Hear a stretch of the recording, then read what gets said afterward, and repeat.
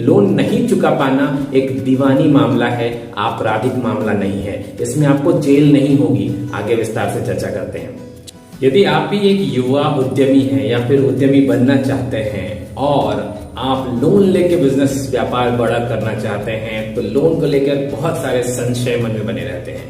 दिमाग में ये चलता रहता है कि अगर लोन ले लिया और नहीं चुका पाया तो क्या होगा, बिजनेस अगर फेल हो गया तो क्या हो गया। देखिए, पहली बात तो मैं आपको ये कहना चाहूंगा कि निगेटिविटी से शुरू ही नहीं करें अपने बिजनेस को। दूसरी बात कि अगर ऐसे कंडीशंस आ ही जाते हैं कि बिजनेस फेल हो जाता है और आपने लोन ले रखा है, तो लोन के बारे में क्या होने वाला है, इसके बारे में हम अभी विस्तार से चर्चा करेंगे। जी हाँ, आपको घबराने की जरूरत नहीं है। बहुत सारे ऑप्शंस अवेलेबल है जिसके हेल्प से आप लोन को बहुत इजीली हैंडल कर सकते हैं। ध्यान रखिए, लोन नहीं चुका पाना एक दीवानी मामला है, आपराधिक मामला नहीं है। इसमें आपको जेल नहीं होगी। आगे विस्तार से चर्चा करते हैं। सबसे पहला प्रश्न यही आता है कि अगर आप एक ऐसे कंडीशन में फंस गए हैं जहां पे आपका बिजनेस चल नहीं पा रहा है और आपने बिजनेस लोन ले रखा है या फिर कोई लोन ले रखा है, वो सिक्योर या अनसिक्योर लोन है, वैसे कंडीशंस में क्या होने वाले हैं। देखिए, अगर कानूनी तौर पे बात करें, लोन को लेकर जो कानून कहता है उसकी बात करें, तो सबसे पहली चीज ये है कि सबसे पहले आपके क्रेडिट स्कोर पे इम्पैक्ट पड़ेगा, यानी आपका क्रेडिट स्कोर कम होता जाएगा। क्रेडिट स्कोर कम होने से क्या होगा, भविष्य में आपके लोन पास नहीं होंगे, लोन मिलना मुश्किल होगा, या फिर अगर लोन मिलता है तो very high rate of interest पे मिलेगा। बैंक आपको ब्लैकलिस्ट भी कर सकता है कि फ्यूचर में आपको लोन नहीं देना चाहे। आप पे सिविल का मुकदमा किया जा सकता है, कानूनी कार्रवाई भी हो सकती है। लेकिन कब और कैसे? सबसे पहले बैंक क्या ट्राई करेगा? सबसे पहले बैंक ये ट्राई करेगा कि आपसे लोन वसूला जाए। लोन वसूलने के लिए सबसे पहले वो आपको सजेस्ट करेगा कि आप चाहे जहां से अरेंज कीजिए, फ्रेंड से अरेंज कीजिए, फैमिली से अरेंज कीजिए, पैसे वापस कीजिए।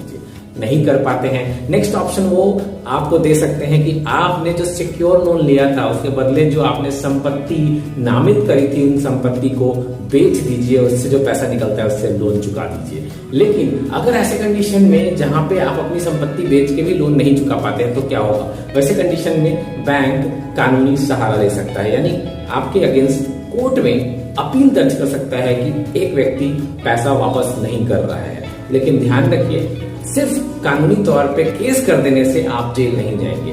अभी उसके ऊपर डिस्कशन होगा। हाँ, खर्चे जरूर बढ़ेंगे, वकील आपको भी रखना पड़ेगा और वकील के खर्चे होंगे, आने जाने का खर्चा होगा, मुकदमा खर्चा आपको पता ही है कितना ज्यादा होता है। ये खर्चे तो बढ़ेंगे, बट साथ में कोर्ट ये तय करेगा कि आपने जो लोन डिफॉल्ट किया है, लोन नहीं चुका पा रहे हैं, उसका कारण क्या है। क्या आप जानबूझ के ऐसा कर रहे हैं या आपकी सक्षमता नहीं है? अगर आपकी सक्षमता नहीं है तो कानून उसके अकॉर्डिंग डिसीजन लेगा और जो भी डिसीजन कानून से आएगा उसके अकॉर्डिंग ही आपको लोन चुकाना पड़ेगा। लेकिन आपराधिक मामला तब बन सकता है जब आपने जानबूझ के लोन डिफॉल्ट किया है, यानी कि आपने कुछ गलत तरीके से लोन उठा लिया था। जैसे गलत पेपर दिए थे आपने, जैसे आपने इंफॉर्मेशन ही गलत दे दी थी जब आप लोन अप्लाई कर रहे थे और वो अप्रूव भी हो गया, या फिर आपका चेक बाउंस हो गया। जी हाँ, चेक बाउंस होना बहुत क्रिटिकल है। ये बहुत सारे लोगों को नहीं पता है कि चेक बाउंस होना दरअसल में आपराधिक मामला माना जाता है। चेक का मतलब होता है एडवांस में आप किसी को चेक देते हैं और उसके बदले आपके अकाउंट में पैसे होने चाहिए। तो आप चेक तभी दें जब आपके अकाउंट में पैसे हैं, अगर नहीं है तो चेक बाउंस ना होने दें, क्योंकि चेक बाउंस होगा तो आपराधिक मामला बन सकता है। तो इन कंडीशंस में जेल जाना पड़ सकता है बनिस्बत कि कोर्ट ये डिसाइड करता है। लेकिन ज्यादातर मामलों में कोर्ट आपको जेल नहीं जाने देता, क्योंकि वो पहले ये तय करता है कि आखिर किन कंडीशंस की वजह से आप लोन नहीं चुका पा रहे हैं। सुरक्षित मामलों में, असुरक्षित मामलों में, सिक्योर और अनसिक्योर दोनों ही कंडीशन में बैंक सबसे पहले आपको यही सजेस्ट करेगा कि आपके पास जो कुछ भी संपत्ति है उसको निकाल दीजिए, उसको बेच दीजिए और वहां से पैसे उपाय कीजिए। हालांकि एक्चुअल में वो और भी परेशान करते हैं, आपके रिलेटिव्स को फोन करना शुरू कर देते हैं, आपके फैमिली फ्रेंड्स को फोन करना शुरू कर देते हैं, जिनको फोन करके बताते हैं कि आपने लोन डिफॉल्ट किया है, और सामाजिक तौर पे दरअसल वो प्रेशर क्रिएट करने की कोशिश करते हैं। लेकिन समझिए इन सारे साइकोलॉजी को। मैं ये नहीं कह रहा हूं कि आपको लोन नहीं चुकाना चाहिए, बिल्कुल लोन चुकाना चाहिए, क्योंकि आपने लोन लिया ही इसलिए है क्योंकि आपको बिजनेस बड़ा करना है। लेकिन एट द सेम टाइम ध्यान रखें, लोन आपने अनसिक्योर अगर लिया था, बिजनेस पे लोन लिया था, तो निश्चय ही आप बिजनेस को बड़ा करने के लिए कर रहे थे। आपके पास खुद के अगर पैसे होते तो आप ये लोन लेते ही क्यों? इस बात का कोर्ट हमेशा ध्यान रखता है और इसी वजह से आपके साथ बातचीत होती है और डिस्कशन होता है कि किस प्रकार से आप लोन चुकता कर सकते हैं। अंतिम निर्णय ये हो सकता है कि आपके पास जितनी संपत्ति है उसको जब्त करने का आदेश दिया जाए। जब क्यों? ताकि जब्त करने के बाद उसकी नीलामी की जाए। जो व्यवसाय में जितनी संपत्ति लगी हुई है उसकी नीलामी की जाए। नीलामी करने से जो पैसा आएगा वो ऋणदाता को दे दिया जाएगा। लेकिन अगर ऋणदाता को इतने पैसे देने के बाद भी पूरी ऋण अगर क्लियर नहीं होती तो क्या करेंगे? वैसे कंडीशन में और भी कार्रवाई की जा सकती है जहां पे आपको दिवालियापन घोषित करना पड़ सकता है। अब दिवालियापन घोषित करने के क्या परिणाम है? बहुत सिंपल। दिवालिया होने का मतलब है आपके पास अब कुछ भी नहीं बचा है आपके बिजनेस को चलाने के लिए या फिर कोई और चीज चलाने के लिए, यानी कि आपके पास पैसे नहीं है। क्रेडिट स्कोर बहुत तेजी से मुंह के बल गिरेगा। भविष्य में आपको लोन शायद नहीं मिलेंगे या फिर मिलने में बहुत परेशानी होगी, यानी कि बैंक कैंसिल कर देगा आपके लोन को। ये सारी परेशानियां होगी आपको लोन लेने में। लेकिन ये सब तो सब्सिक्वेंटली तब का मामला है जब आप लोन बिल्कुल ही नहीं दे पाते हैं। सबसे अच्छी बात यह कि कोशिश ये करनी चाहिए कि जब कभी आपको दिखने लगे कि फ्यूचर में प्रॉब्लम आ सकती है लोन चुकाने में, आपको immediately second source of income create करना चाहिए। इमीडिएटली बैंक को इन्फॉर्म करना चाहिए। बैंक को इन्फॉर्म करने से क्या होगा? बैंक को अगर आप प्रायोरिटी पे बताते हैं तो they will not take you as a defaulter.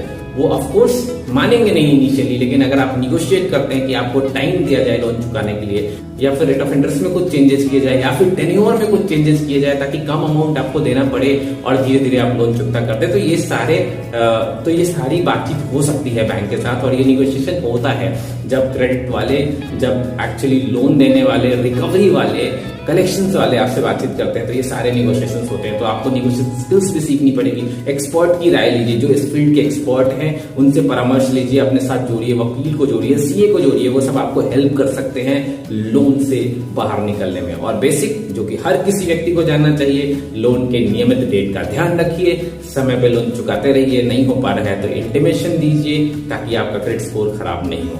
मूल बात तो ये थी कि अगर आप डिफॉल्टर हो ही गए हैं, नहीं चुका पा रहे हैं, तो क्या परिणाम हो सकते हैं, तो हमने ऑलरेडी डिस्कस कर ली।